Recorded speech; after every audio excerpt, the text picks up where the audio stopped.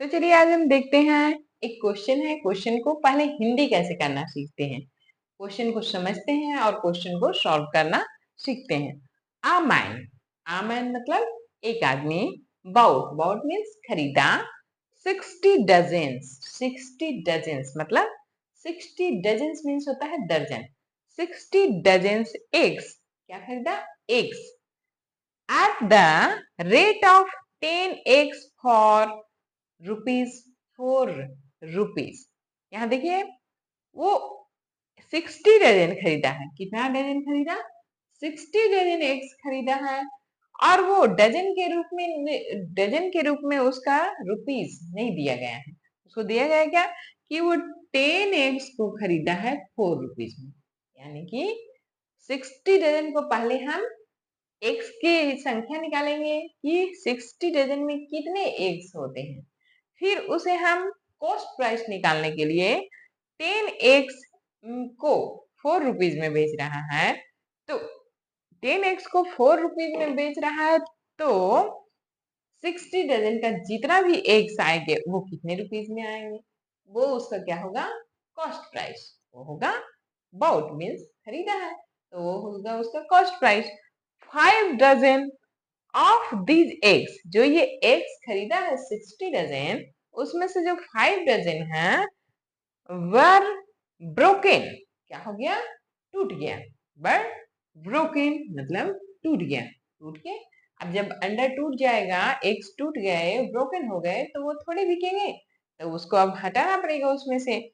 And he sold the remainder at the rate, जो बच गए उन्हें कि उसने किसने बेचा, 8 एग्स खरीदा, वो परचेज किया 10 एग्स फॉर 10 एग्स खरीदा 4 रुपीज में। अब वो बेच रहा है 8 एग्स फॉर 3.60 रुपीज में, 3.60 रुपीज में। व्हाट इज हिज प्रॉफिट, अब बोल रहा है तो इसका प्रॉफिट कितना हुआ बताओ। तो सबसे पहले हम क्या करेंगे, सबसे पहले हम कॉस्ट प्राइस पता करेंगे। हम क्या करेंगे, कॉस्ट प्राइस पता करेंगे। तो हम यहाँ पहले लिखेंगे सॉल्यूशन, और हमारा 60 डजन, 60 डजन खरीदा है, तो सबसे पहले हम पता करते हैं 1 डजन इक्वल टू कितना होता है, 12। 1 डजन में 1 dozen equal to 12, 1 dozen equal to 12, तो 60 dozen equal to 12 into 60, 12 into 60, 12 into 60, ये देखिए यूनिटरी सिस्टम का क्वेश्चन है। 1 डजन इक्वल टू 12, तो 16 डजन इक्वल टू 12 इंटू 60। तो हम यहाँ पे जीरो से जब मल्टीप्लाई रहता है तो जीरो हम पहले लगाते हैं, क्योंकि जीरो आएगा ही। अब 12 6 जा क्या होता है, या फिर 6 को 2 से मल्टीप्लाई करिए तो 6 2 जा 12 का 2, बाकी जो हमारा एक कैरी ओवर होगा, और 6 1 जा 6, तो हमारा हो गया 7, 72। यानी कि हमारे पास टोटल एग्स की संख्या कितनी हो गई, हमारे पास 720 एग्स हो गए। हमारे पास एग्स की संख्या कितनी हो गई, 720 एग्स हो गए।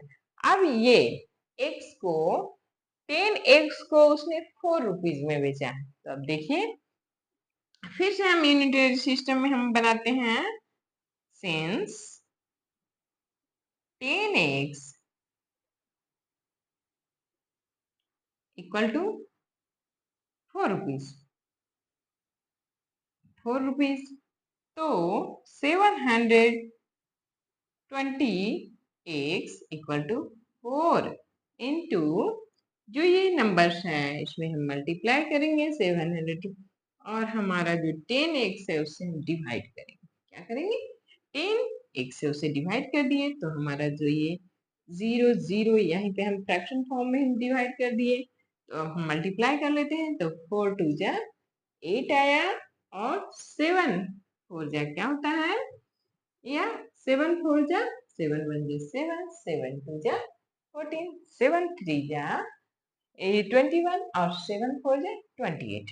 हमारा हो गया 288 रुपीज। क्या हो गया, 288 88 रुपीज। ये हमारा क्या हो गया, कॉस्ट प्राइस। ये हमारा क्या हो गया, cost price equal to 288 rupees. Okay, अब हम देखते हैं कि सेलिंग प्राइस। सेलिंग प्राइस पता करने के लिए सबसे पहले तो हमारा 5 डजन जो हमारा एग्स है वो क्या हो गया है, खराब हो गया है, तो उसे हम बाहर कर देते हैं। तो 5 डजन एक तो करेंगे, तो 5 डजन यानी 5 इंटू 12 इक्वल टू क्या होगा, 5 इंटू 12 यानी कि 5 टू जा 10, 10 का 0 हो गया, 5 1 जा 5, 12 5 जा या 5 12 जा, 12 5 जा या 5, तो 60 एग्स आ रहे हैं। कितने आ रहे हैं, 60 एग्स आ रहे हैं। और हम क्या करेंगे, 60 एग आ रहे हैं तो इसमें से हम इसे क्या करेंगे, माइनस कर देंगे। तो हमारे पास टोटल एग्स थे 720 एग्स माइनस 60 एग्स, तो इक्वल टू क्या होगा, 0। और यहाँ 2 है, 2 में से 6 माइनस नहीं होगा तो 12, इसे बोरो करेगा तो ये 12 हुए, 12 में से 12 में से 6 माइनस हुआ तो क्या हो गया, 6 होगा। और ये हुआ, ये इसे एक दिया है तो ये हो गया।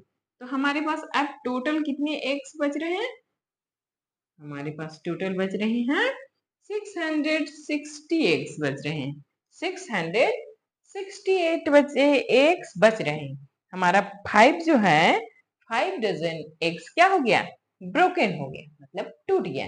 तो अब हमारे पास जो टोटल एक्स बचे हैं वो 660 हैं। अब देखिए यहाँ पे बोल रहा है ही sold the remainder at the rate of 8x। जो बचे हुए एक्स हैं उसे वो 10 में नहीं बेच रहा है, वो 8 बेच रहा है। तो 8x बेच रहा है, 8x बेच रहा है वो 3.60 रुपीज में। तो हम यहाँ पे यहाँ कर देते हैं कि 8x, ये हमारा ब्लैक बोर्ड थोड़ा छोटा पड़ जाता है इस कारण 3.6, यहाँ देखिए 3.60 में हमारा 8x हो रहा है। तो हम इस x का पता करें वैल्यू, तो ये हो जाएगा 66x इक्वल टू 3.60। अब यहाँ देखिए 3.60 है, एक मिनट आपको हूँ, 660 और यहाँ हम डिवाइड कर देंगे 8 से। क्यों, क्योंकि देखिए 8x इक्वल टू 8x को कितने में बेच रहा है, 3.60 रुपीज में, ठीक है। तो हम ये 660x का वैल्यू पता कर रहे हैं, तो हम इसे फ्रैक्शन फॉर्म में यहीं पे डिवाइड कर सकते हैं। फ्रैक्शन फॉर्म में हम डिवाइड कर दें, तो यहाँ देखिए, ये डेसिमल में है, ये क्या है, डेसिमल में है, तो हम यहाँ इसे डेसिमल को हटा सकते हैं। अगर हम देखिए डेसिमल के बाद जितने भी नंबर्स होते हैं, यहाँ अगर 0 है तो हम 0 को ऐसे भी हटा सकते हैं, जो बाद में 0 होती है उसकी कोई वैल्यू होती नहीं, तो ठीक है।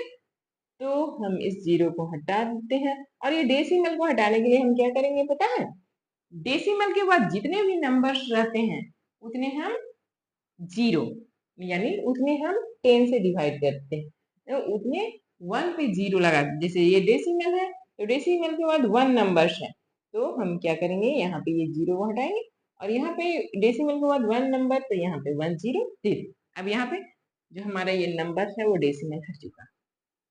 ओके, अब देखिए, अब डिसाइड कर लीजिए, अब हम डिवाइड कर लेंगे, तो 8 को हम डिवाइड करेंगे, 8 के टेबल में 36 आता है, हाँ आता है। तो 8 या तो हम शुरू में 2 से डिवाइड कर देते हैं, तो ये हो गया 4, ये हो गया हमारा हो गया 1 और 8, 18 से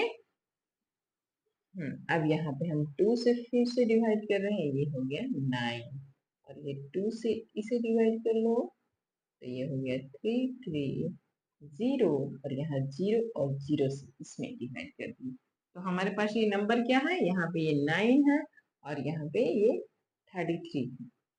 तो हम यहाँ पे इसे मल्टीप्लाई करेंगे, equal to 9 into 33 equal to क्या होगा, 3 9 जा क्या हो बेटा है 27, तो 7 हुआ, 3 9 जा 27 का 7 और बोरो सॉरी कैरी होगा 2 और फिर 3 9 जा फिर से 27 होगा और 27 में 2 प्लस कर लीजिए तो 27 पर 28 29, तो हमारा कितना हो गया 29। ये हमारा क्या हो गए रुपीज हो गए कि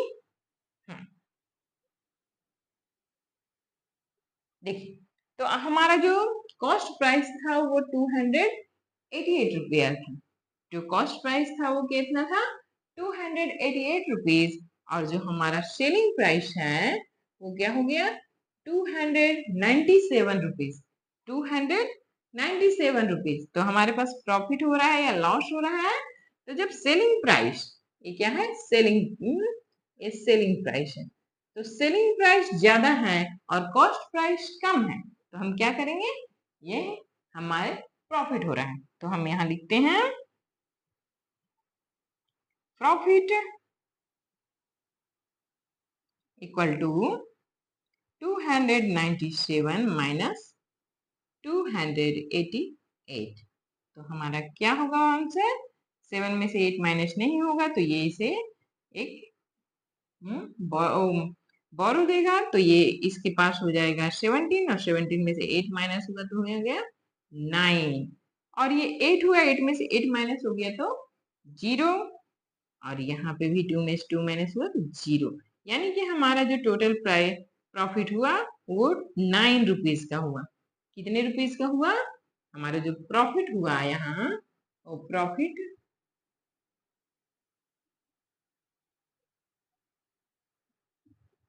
इक्वल टू 9 रुपीज, 9 रुपीज का प्रॉफिट हुआ।